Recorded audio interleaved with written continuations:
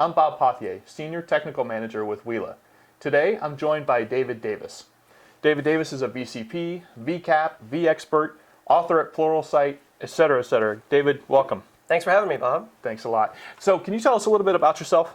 Absolutely, yeah. I started in virtualization really when I was an IT manager at a medium-sized company. We implemented VMware ESX Server at the time and just had a really successful server consolidation project. I mean, that was around 2006, 2007. And from that, I started creating training and writing around ESX Server at the time, and later VMware vSphere. And since then, I've just been trying to educate fellow technologists, I guess, about this technology that I feel very passionate about, and that is virtualization. I also come from a networking background. I'm a CCIE, and so I spent a lot of time troubleshooting networks and doing packet analysis and things like that. Excellent. So, can you tell us a little bit about your take on the evolution of virtualization?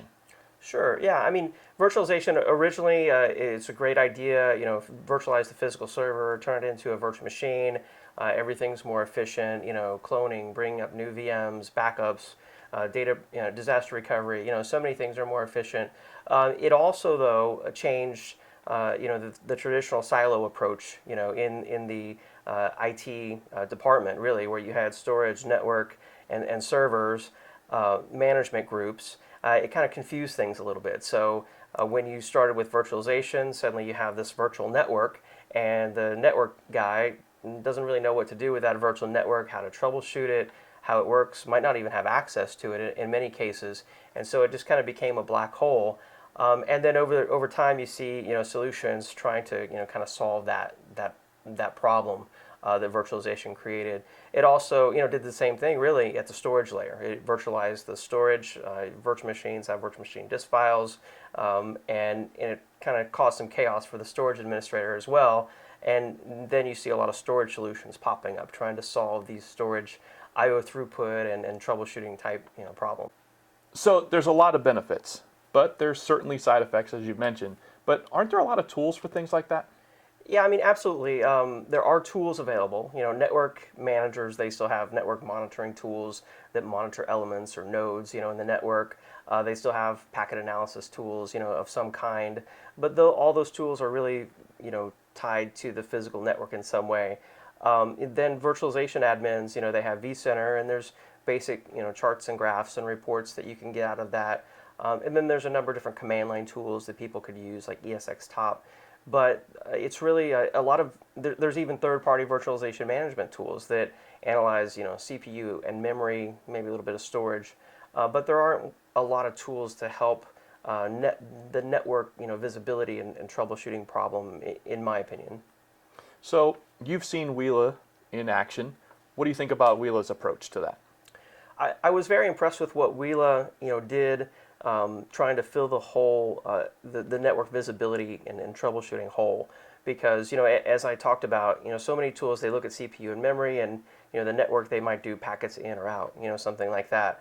And then also, the application is left out, in many of these tools. So if you make some change, to the network or the virtualization resources, you really have no way to measure the response change that you've made in the application. So, in the case of Wheela, you all analyze the virtual network, do packet analysis of that, in a real-time way to try to identify, first off, what type of traffic is flowing across the virtual network, down to the application layer, identifying the particular applications, and then identifying where there's latency, in the virtual network, and what effect that has, because it can really be a snowball, a problem, a snowball effect, where if there's latency, let's say on the iSCSI connection going to the NAS or the SAN, then all the virtual machines, that are on that SAN, are going to be slowed down. So you all did a great job, in my opinion, helping people to visualize what's going on and then track down the root cause of the problem. All right.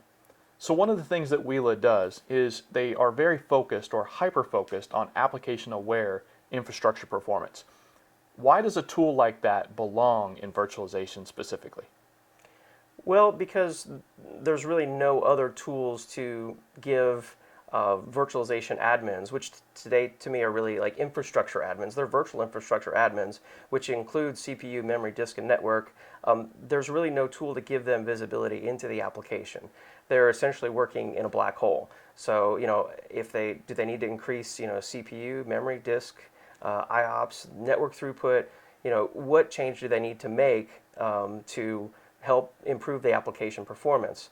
In many cases, they're acting in the dark. So having some real-time analytic number tied to an application to help you visually know, yes, you have certainly made a difference in the application and in the end user experience is very, very critical and so needed in data centers today. So what would you say to someone who's considering Wheela as part of their infrastructure toolkit? I would say, it's a very easy solution to try out. It's a virtual appliance, download it, try it out, let it analyze the virtual network and the application performance, and see what results you get. To me, that's the great thing about, completely software-oriented tools like Wheela that you can download and, deploy as a virtual appliance. So, evaluate it, see what you think, and see if it helps you to finally, have the network visibility that your virtualization admin would like to have, that your network admin I'm sure would like to have, and also to get some particular numbers tied to your application so that you know where you are. What is the application performance today? And if we put in a new network infrastructure, or we upgrade our servers, or we upgrade our storage, have we improved the performance somehow of these applications? And those are numbers you can not only know for yourself to know what improvements you've made, but also the application owners. We've improved your performance by 50%. I think is a really valuable type of tool to have in your tool belt. Excellent. Thanks so much, David.